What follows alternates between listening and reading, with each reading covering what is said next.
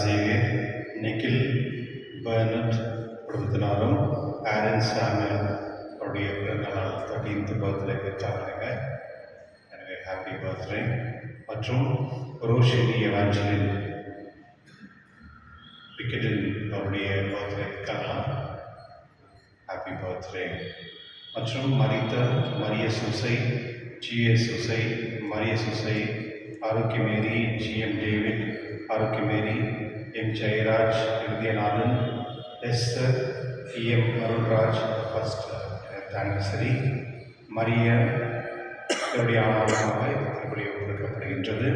மற்றும் விசேஷமாக கருத்துக்களுக்காக மரிய அந்தோசியா ராஜ் அவருடைய விசேஷமாக கருத்துக்களுக்காக திருப்படி ஒப்புக்கப்படுகின்றது. தந்தை மகன் தூய ஆவியாரின் பெயராலே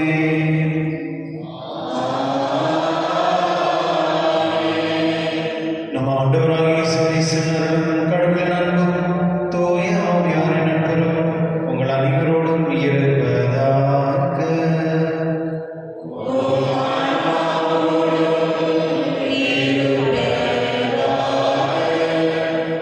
சகோதர சகோதரி, தூய மறைநிகழ்வை கொண்டாட நாம் தகுதி பெறும் பொருட்டு நம்ம அவனை ஏற்றுக் கொள்வோம். எல்லா வல்ல இறைவனிடமும்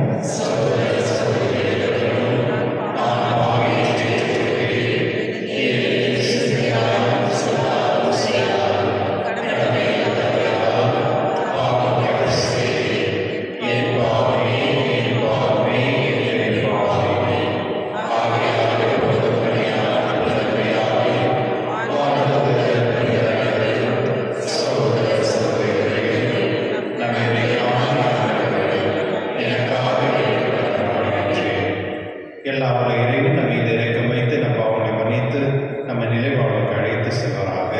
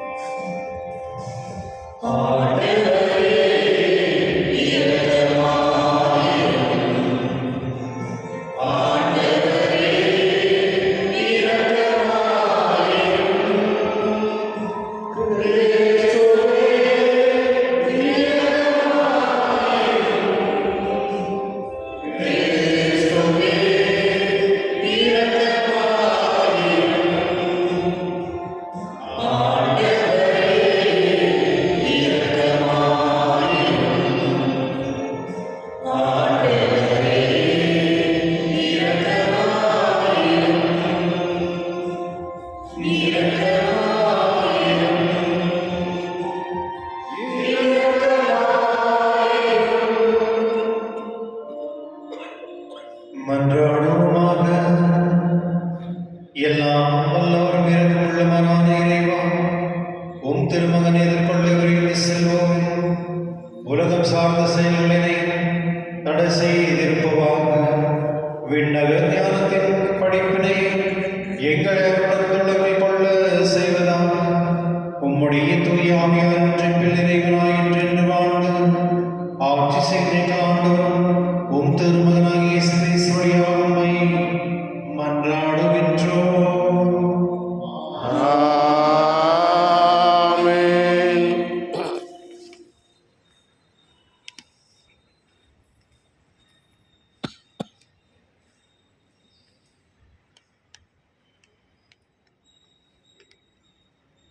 முதல் வாசகம். இதோ கன்னிப்பெண் கருத்தாங்குவார். இறைவாக்கினர் ஏசாயா நூலிலிருந்து வாசகம். அந்நாட்களில் ஆண்டவர் ஆகாசுக்கு மீண்டும் தம் திருவாக்கை அருளி சொல்லியதாவது: உம் கடவுளாகிய ஆண்டவர் உமக்கு ஓர் அடையாளத்தை அருளுமாறு கேளும். அது கீழே பாதாளத்திலோ மேலே வானத்திலோ தோன்றுமாறு கேட்டுக்கொள்ளும் என்றார். அதற்கு ஆகாசு, நான் கேட்க மாட்டேன், ஆண்டவரை சோதிக்க மாட்டேன் என்றார். அதற்கு ஏசாயா, தாவீதின் குடும்பத்தாரே, நான் சொல்லுவதை கேளும். மனிதரின் பொறுமையை சோதித்து மனம் சமைப்படித்த செய்தது போதாதோ? என் கடவுளின் பொறுமையை கூட சோதிக்க பார்க்கிறீர்களோ? ஆதலால் ஆண்டவர் தாமே உங்களுக்கு ஓர் அடையாளத்தை அருள்வார். இதோ கன்னி பெண் கருவுற்று ஓர் ஆண் மகவை பெற்றெடுப்பார். அக்குழந்தைக்கு அவர் இம்மானுவேல் என்று பெயரிடுவார். இது ஆண்டவர் வழங்கும் அருள்வாக்கு.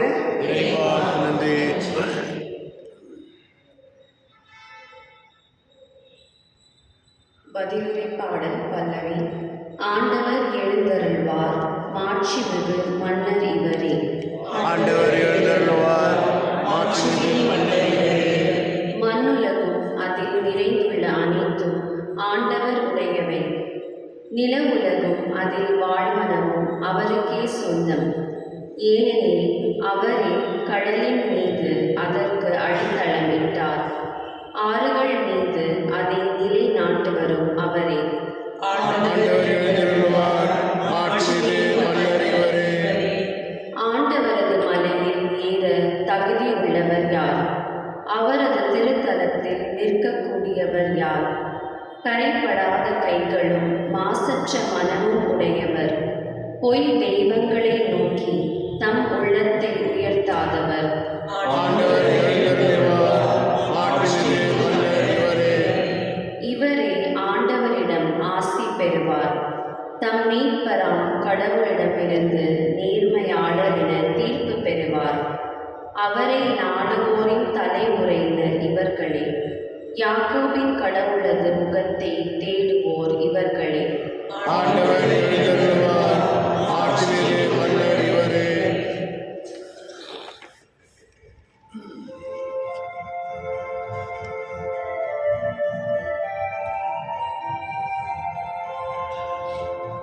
அல்லேலூயா, அல்லேலூயா, அல்லேலூயா, அல்லேலூயா, அல்லேலூயா, அல்லேலூயா, அல்லேலூயா, அல்லேலூயா. அருளிறை மரியே நீ வாழ்க, பெண்களுள் பேருடையாள் நீரே. உம் திருநாமம் வாழ்த்தப் பெருக, திருமகன் நாமம் வாழ்த்தப் பெருக. அல்லேலூயா, அல்லேலூயா, அல்லேலூயா, அல்லேலூயா. ஆண்டவர்களோடு இருப்பாராக.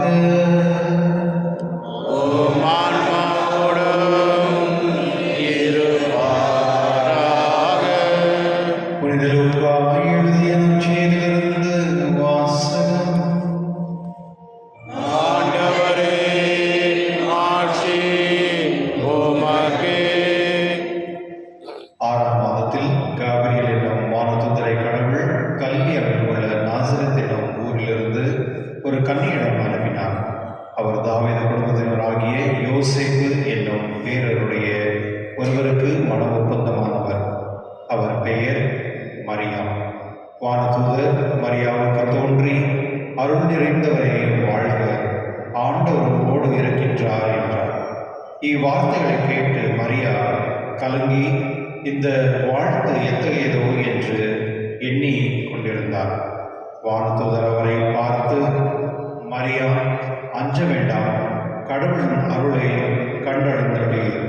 இதோ கருவுற்ற ஒரு மகனை பெறுவீர், அவருக்கு இயேசு என்னும் பெயரிடுவேன். அவர் பெரியவராயிருப்பார், உன்னத கடவுளின் மகன் எனப்படுவார். அவருடைய தந்தை தாவீதின் அரியணையே ஆண்டவராகிய கடவுள் அவருக்கு அளிப்பார். அவர் யோகோவின் குடும்பத்தின் மீது என்றென்றும் ஆட்சி செலுத்துவார். அவருடைய ஆட்சிக்கு முடிவே இராது என்றார். அதற்கு மரியா வானதூதரிடம், இது எப்படி நிகழும்? நான் கன்னியாயிற்றே என்றார். வானதூதர் அவரிடம், தூய ஆவி உன் மீது வரும், உன்னத கடவுளின் வல்லமை உண்மையில் நிழலிடும். இதனால் உம்மிடம் பிறக்கப் போகும் குழந்தை தூயது, அக்குழந்தை இறைமகன் எனப்படும். உறவினராகிய எலிசபெத்து தாம் முதிர்ந்த வயதில் ஒரு மகனை கருத்தரித்திருக்கின்றார். கருவுரை இயலாதவர் என்று சொல்லப்பட்ட அவருக்கு இது 6ஆம் மாதம். ஏனெனில் கடவுளால் இயலாதது ஒன்றுமே இல்லை என்றார். பின்னர் மரியாள், நான் ஆண்டவரின் அடிமை, உம் சொல்படியே எனக்கு நிகழட்டும் என்றார். அப்பொழுது வானதூதர் அவரை வெற்று அகன்றார். ஆண்டவரின் அருள்வாக்கு. கிறிஸ்துவே உமக்கு புகழ்.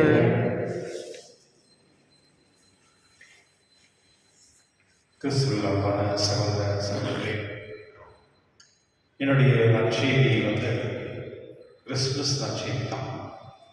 இப்போல்லாம் வந்து யாருக்கிட்ட அது நம்ம போய் பார்க்கணும், அவங்களை மீட் பண்ணோம் அப்படின்னா ஃபர்ஸ்ட் ஆஃப் ஆல் வந்து நம்ம அவங்கள்ட்ட ஒரு முன்னவே சொல்லியிருக்கணும், நாங்கள் வரோம், நாங்கள் பேசுகிறோம். இல்லை யாராவது வந்து ரொம்ப இம்பார்ட்டண்ட் பர்சனை மீட் பண்ணோம் அப்படின்னா அவங்கள்ட்ட போயிட்டு அப்பாயின்மெண்ட்லாம் வாங்கிக்கணும். இது நடக்கக்கூடிய ஒரு விஷயம்தான். சில நேரத்தில் வந்து குடும்பத்தில் கூட இப்படி எல்லாம் நடக்குதான். ஹஸ்பண்ட் வந்து ஒய்ஃபை வந்து பெர்மிஷன் கேட்கணும். ஓகே, அவங்க ரூமில் இருந்து என்ன நாக் பண்ண உள்ள வரட்டுமா வேண்டாமா அப்படின்னு சொல்லிட்டு இந்த மாதிரியெல்லாம் இப்போல்லாம் நிறைய விஷயம்லாம் நம்ம கேள்விப்படுறோம். குடும்பத்தில் கூட வந்து சில நேரத்தில் பெர்மிஷன் இல்லாமல் நம்ம வந்து எந்த விஷயம் பண்ண முடியாது அப்படின்றது அந்த நிலைக்கு இப்போ நாடு வந்துச்சு. ஆனால் என்னுடைய நற்செய்தியில் பார்க்கும்போது எந்த ஒரு அப்பாயின்மெண்ட்டும் எடுக்கலை. வானத்தில் சிம்பிளி சும்மா அப்படியே வந்துட்டு மாதம் வந்து மீட் பண்ணுறாங்க. அவங்களுக்கும் எந்த ஒரு என்ன சொல்கிறது ஒரு தெளிவும் இல்லை. முன்னதாகவே அவர் எடுக்கக்கூடிய எல்லா டிசிஷன் எல்லாம் வந்து அப்படியே டக்குன்னு வானத்துக்கு வந்து சொல்கிறாரு, மாதம் வந்து ஏற்றுக்கொள்ளாரு. அவ்வளோதான். அவங்க 2 பேருக்குள்ளே இருக்கிற அந்த கடவுளுடைய விசுவாசமும் மற்றும் அந்த கீழ்ப்படிதல், இது 2 ரொம்ப முக்கியமானது வாழ்க்கையில். கிறிஸ்துவ வானத்துதர் வந்து மரியாவுடன் தோன்றி அருள் நிறைந்தவரை வாழ்க, ஆண்டவர் உங்களோடு இருக்கின்றார். இந்த 2 வார்த்தை சொல்றார். அருள் நிறைந்தவரை வாழ்க, ஆண்டவர் உங்களோடு இருக்கின்றார். இந்த ஒரு வார்த்தை வந்து நம்ம பைபிள் எழுதி வந்து ஆல்மோஸ்ட் 1200 இயர்ஸ் ஆனது. அதாவது பைபிள் கம்ப்ளீட் பண்ண 1200 வருஷங்கள் ஆனது பைபிள் கம்ப்ளீட் பண்ணுறதுக்கு அந்த காலத்தில். அப்போது அந்த அவ்வளோ வருஷத்துலேயும் யாருக்கும் கிடைக்காத ஒரே ஒரு அருள் வார்த்தை, அருள் நிறைந்தவர்களே வாழ்க, ஆண்டவரோடு இருக்கின்றார். கிறிஸ்துவர்களே, இது எத்தகையான ஒரு பெரிய ஆசீர்வாதம் அப்படின்னா, உலகத்தில் யாருக்குமே கிடைக்காத ஒரு அருள் வார்த்தை. ஆக்சுவலி வந்து முன்னெல்லாம் வந்து கடவுள் வந்து இறைவர்கிட்டெல்லாம் நிறைய பேசியிருக்காங்க. கடவுள் வந்து நிறைய மோசடிட்டெல்லாம் பேசியிருக்காங்க. ஆனால் இந்த ஒரு வார்த்தை தான் நற்செய்தியாக தொடங்குது. மாதா கிட்ட வந்து இந்த வார்த்தை சொல்லும்போது தான் நற்செய்தியை தொடங்குது. அதாவது காஸ்பிள் வந்து குட் நியூஸ்ன்னு சொல்கிறாங்க. அந்த குட் நியூஸ் வந்து வந்து மாதாவுக்கு கொடுக்கப்படுகிறது. அதாவது அந்த வார்த்தையை சொல்லும் பொழுது மாதாவுக்கு கொஞ்சம் கலந்துறாங்க.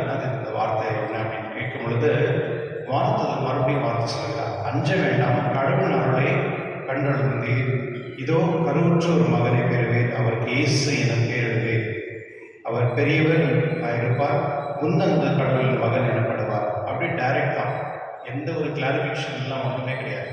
இப்போல்லாம் வந்து நம்ம ஏதாவது ஒரு சொல்லணும்னா நான் யோசிக்க வேண்டியதாக இருக்குது. 10 முறை யோசிக்க வேண்டியது, பெர்மிஷன் கேட்க வேண்டியதாக இருக்குது. மற்றவங்கள்ட்ட வந்து இவங்க சொன்னால் ஒத்துக்குவாங்களா இல்லையா.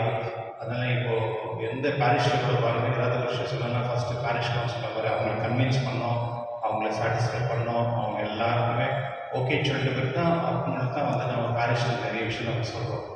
ஸோ இந்த மாதிரி சூழ்நிலை இருக்கும் பொழுது அந்த காலத்தில் பாருங்கள் எப்படி வானத்தூர் வந்து டைரெக்டாக வந்து மாதாக்கு வந்து அந்த நற்செய்தியை கொடுக்கின்றார். அது இல்லாமல் யோகோபின் குடும்பத்தின் மீது என்றென்றுமே ஆட்சி செலுத்துவார், அவருடைய ஆட்சிக்கு முடிவே இராது அப்படின்னு. இது ஒரு பெரிய ஒரு ஆசீர்வாதம். எதுக்கு ஆசீர்வாதம்னா அந்த குடும்பத்துக்கும் ஆசீர்வாதம். அதாவது தலைமுறையாக வந்த அந்த குடும்பத்துக்கு ஒரு ஆசீர்வாதம், மற்றும் அந்த தாவீது அரசனுடைய குடும்பத்துக்கும் ஒரு ஆசீர்வாதம். இதில் என்ன நம்ம தெரிஞ்சுக்க வேண்டியது அப்படின்னா, எப்பொழுதுமே ஒரு குடும்பம் வந்து ஒரு நல்ல விஷயத்தை செய்யும் பொழுது, கடவுளுக்கு ஏற்ற ஒரு விஷயத்தை செய்யும் பொழுது, கடவுள் அந்த குடும்பத்தையும் அந்த கண்ணுடைய சந்ததியும் ஆசீர்வதிக்கிறார். அதுதான் என்னுடைய நற்செய்தியை நாம் பார்க்கின்றோம்.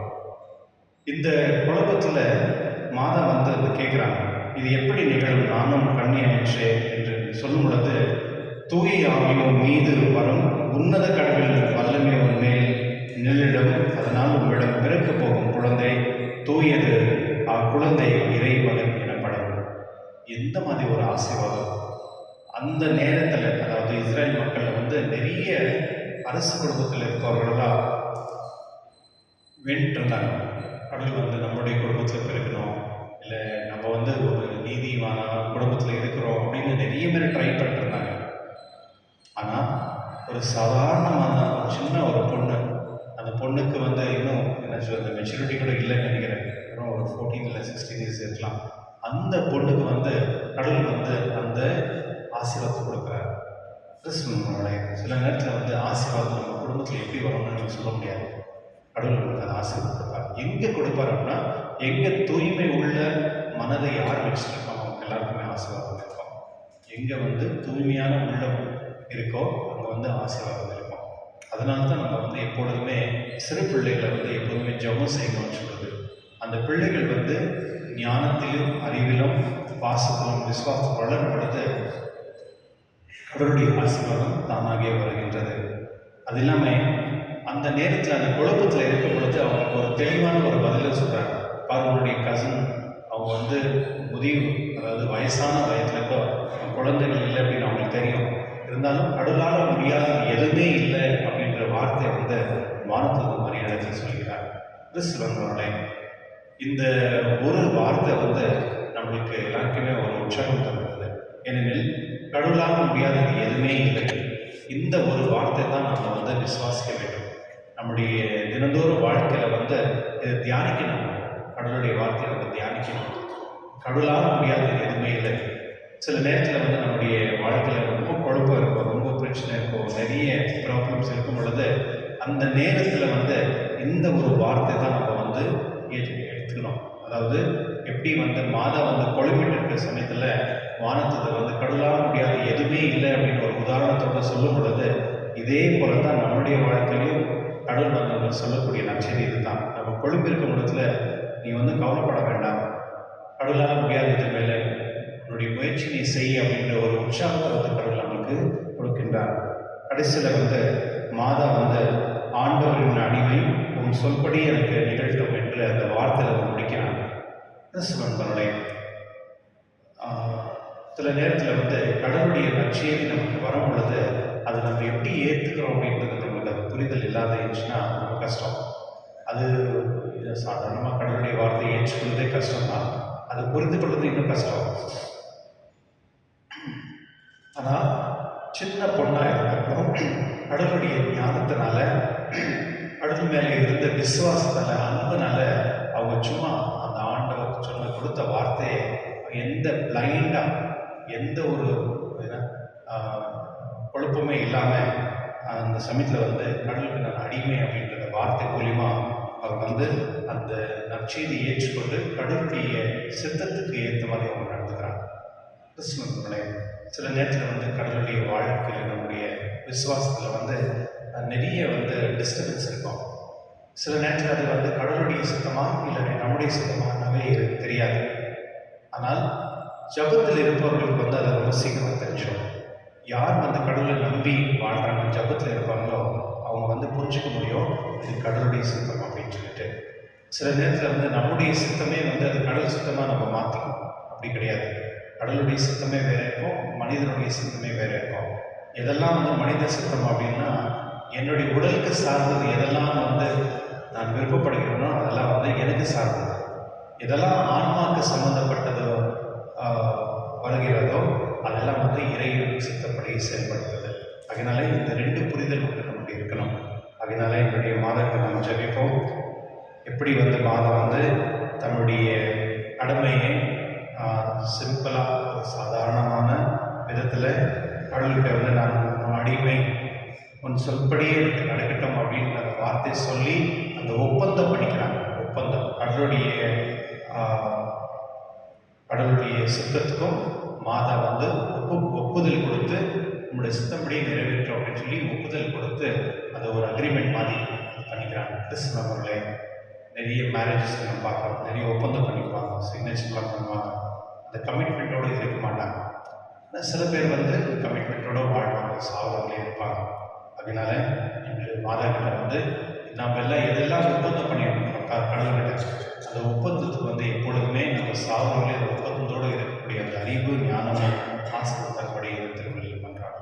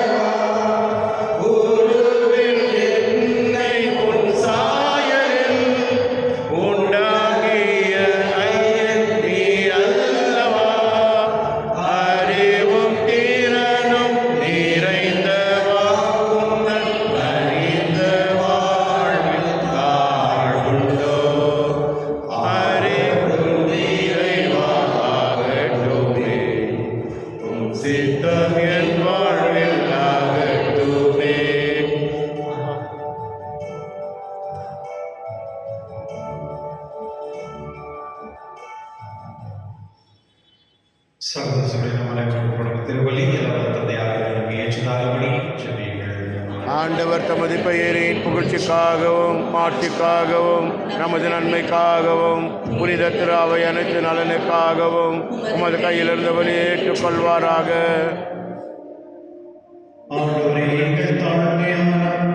வேண்டுதல் காணிக்கைகளும் உமக்கு மனநிறைவளிக்க உம்மை வேண்டுகின்றோம்.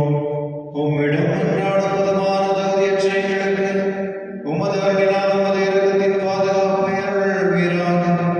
எங்கள் ஆண்டவராகிய கிறிஸ்து வழியாக உம்மை மன்றாடுகின்றோம். ஆமென். ஆண்டவர் உங்களோடு இருப்பாராக. உம் ஆன்மாவோடும் இருப்பாராக. இது எங்களை மேலே எழுப்புங்கள். ஆண்டவரிடம் எழுப்பியுள்ளோம். நம் இறைவனாகிய ஆண்டவருக்கு நன்றி கூறுவோம். அது தகுதியும் நீதியும் மானதே. ஆண்டவரே, தூய்மையான தந்தை, என்றுமுள்ள எல்லாம் வல்ல இறைவா, இந்நாள் நடத்த நாம் உமக்கு நன்றி செலுத்துவது மெய்யாகவே தகுதியும் நீதியுமாகும், எங்கள் கடமையும் மீட்புக்குரிய செயலுமாகும். கிறிஸ்து தம்மையை தாழ்த்தி உடலெடுத்து முதன்முறை வந்தபோது தொடக்கத்திலிருந்து நீங்கள் வகுத்த திட்டத்தை நிறைவேற்றி முடிவில்லாத மீட்பின் வழியில் மீண்டும் எங்களுக்கு திறந்து வைத்து, எனவே அவர் மறுமுறை தம் மாண்புக்கு உரிய மாட்சிமையுடன் வரும்பொழுது இறுதியில் வெளிப்படும் நீர் வாக்களித்த மீட்பை உமது கொடையினை பெற்றுக்கொள்வோம். அதை நாங்கள் இப்பொழுது விழிப்பாயிருந்து துணிவுடன் எதிர்கொள்கின்றோம்.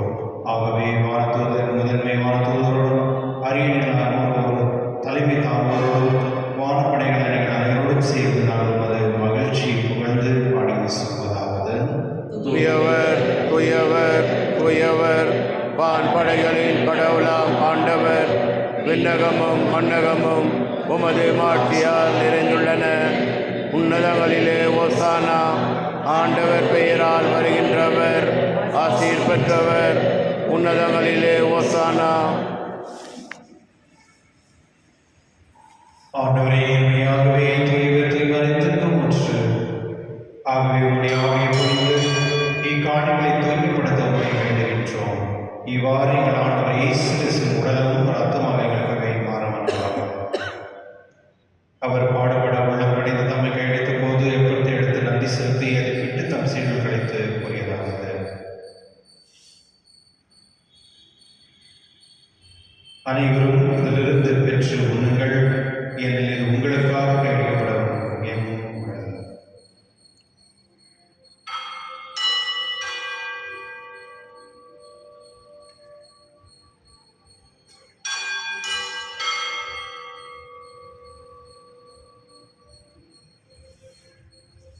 அவண்ணமே இரவிருந்து இறந்திய பின் கிண்ணத்தை எடுத்து மீண்டும் உனக்கு நன்றி கூறி தம் சீடர்கள் கழித்தவர் கூறியதாவது: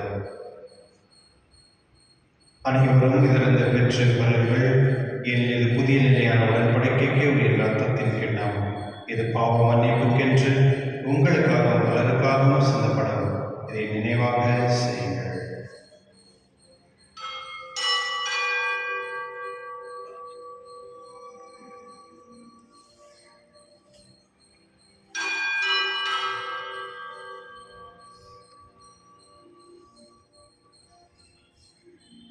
நம்பிக்கையின் மறைபொருள்.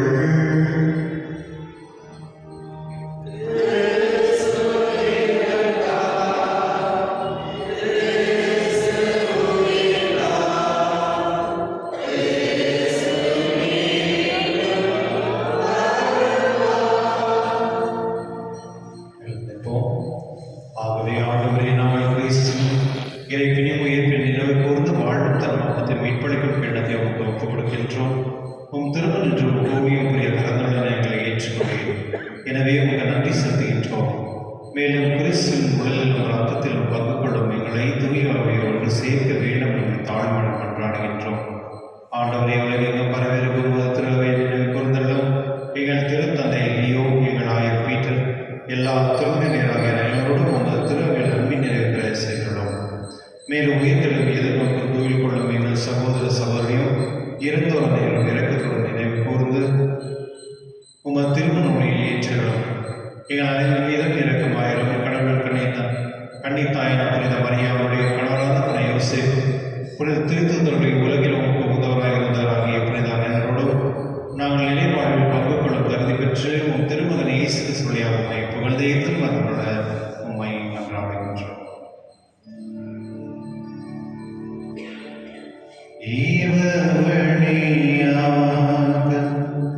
இவரோடு இவரில் எல்லாம் இறைவனாகிய தந்தையே,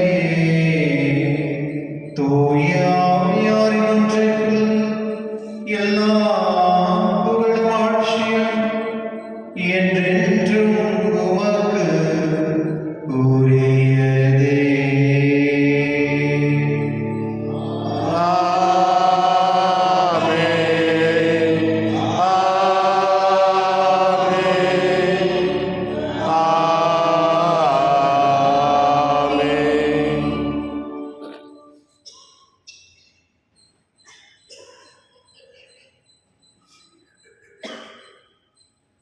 மீட்பரின் கட்டளையால் கற்பிக்கப்பட்டு இறைப்பணிகளால் பயிற்சி பெற்று நாம் தொடர்ந்து சொல்லுவோம். விண்ணுலகில் எங்கள் தந்தையே, உமது பெயர் தூயதென போற்று பெறுக. உமது ஆட்சி வருக. உமது திருவுளம் விண்ணுலகில் நிறைவேறுவது போல மண்ணுலகிலும் நிறைவேறுக.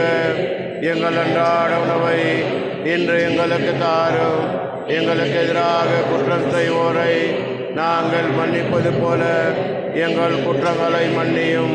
எங்களை சோதனைக்கு உட்படுத்தாதேயும், தீமையிலிருந்து எங்களை விடுவித்தள்ளும். ஆண்டவரே, தீமையிலிருந்து எங்களை விடுவித்து எங்கள் வாழ்நாளின் அமைதியும் கடினமாக கொண்டாடுகின்றோம். உமது இரக்கத்தின் உதவியால் நாங்கள் பாவத்திலிருந்து எப்பொழுது விடுதலை பெற்று யாதொரு கலக்கமின்றி நலமாயிருக்குமாக நாங்கள் எதிர்நோக்கிற்கும் பேரின்பத்துக்காகவும் எம் மீட்பராகிய இயேசு கிறிஸ்துவுக்காக காத்திருக்கின்றோம். ஏனெனில் ஆட்சியும் வல்லமையும் மாட்சியும் என்று என்றும் அது. ஆண்டவரே இயேசு கிறிஸ்துவே, அமைதி உங்களுக்கு விட்டு செல்கிறேன், அமைதி உங்களுக்கு அளிக்கின்றேன் என்று உங்கள் திருத்தூதருக்கு முனைந்தீரே. எங்கள் பாவங்களை பாராமல் உங்கள் திருவரையின் நம்பிக்கை கண்ணோக்கி உங்கள் திருவுள்ளத்துக்கு ஏற்பதற்கு அமைதி மற்றும் அளித்தருகிறாக. என்றென்று வாழ்ந்து ஆட்சி செய்கின்றவர் நீரே. ஆமென். ஆண்டவருடைய அமைதி உங்களோடு என்றும் இருப்பதாக. உம் ஆன்மாவோடும் இருப்பதாக. ஒருவருக்கொருவர் அமைதியை பகிர்ந்து கொள்வோம்.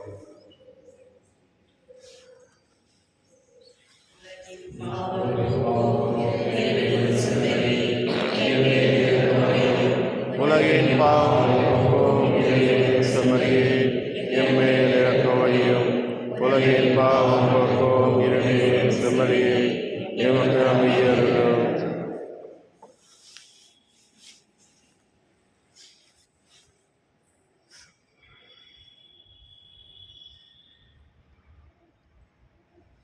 இதோ இறைவனின் செம்மறி, இதோ உலகின் பாவங்களை போக்குபவர், செம்மறின் விருது கிடைக்க பெற்றோர் பெயர் பெற்றோர். ஆண்டவரே, நேரடியவரல்ல, நான் தகுதியற்றவன். ஆனால் ஒரு வார்த்தை மட்டும் சொல்லி அல்லும் எனது ஆன்மா நலமடையும்.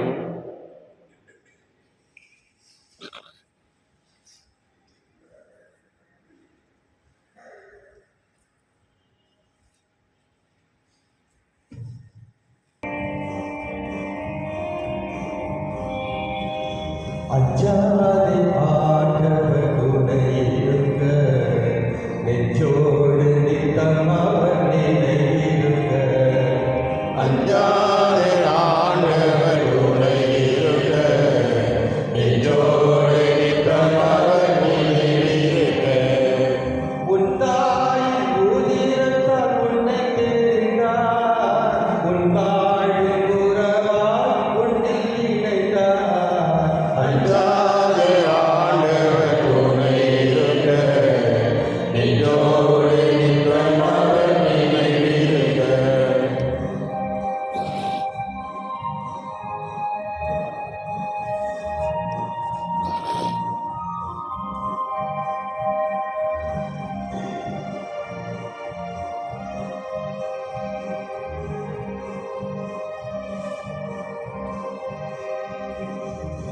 தீயின் நடுவே தீமையில்லை, திக்கற்ற நிலையில் துயரமில்லை. தோழிலே துவண்டு வாழும் துன்பமியும் தொடர்ந்திடாது. காக்கும் தெய்வம் காலமெல்லாம், காக்கும் தெய்வம் காலமெல்லாம் கரைந்து தாங்கிடுவார். அன்பின் கரைந்து தாங்கிடுவார். அஞ்சாதே ஆண்டவர் துணை இருக்க, நெஞ்சோடு நித்தம் அவர் நினைவிருக்க.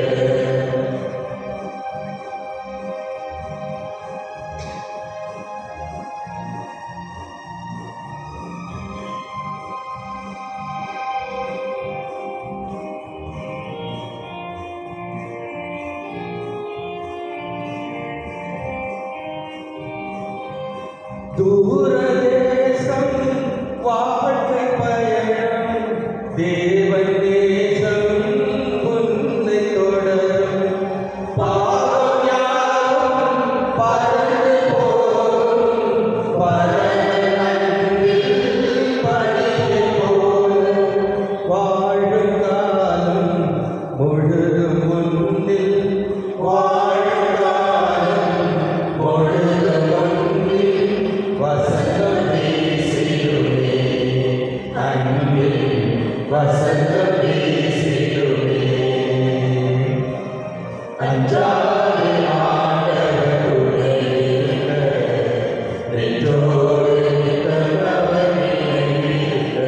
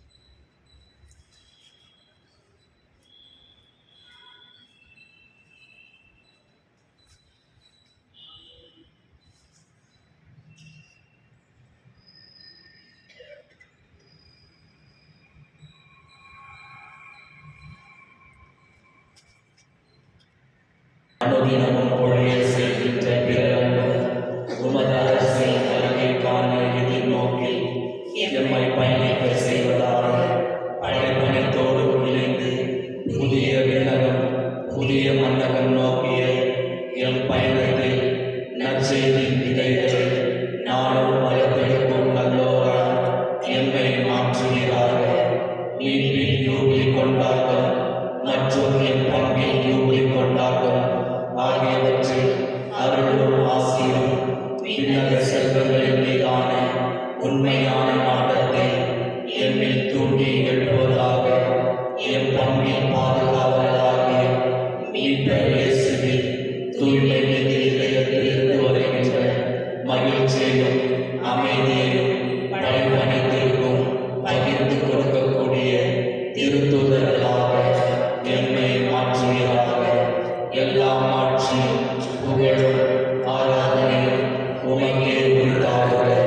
ஆமென்.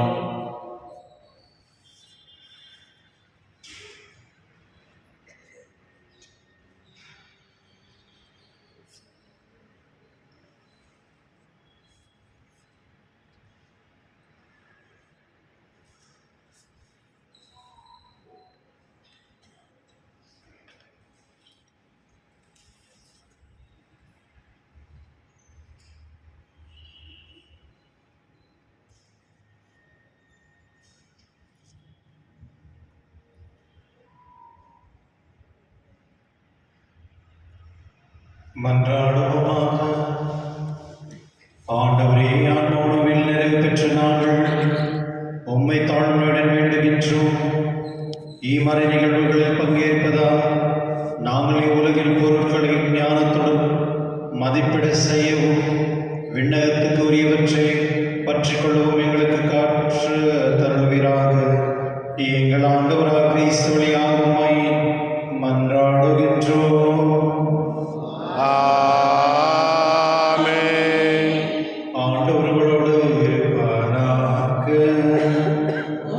ஆன்மாவோடும் இருப்பாராக. எல்லாம் வல்ல இறைவன், தந்தை, மகன், தூய ஆவியார் அனைவரையும் ஆசீர்வதிப்பாராக. ஆமென். சென்று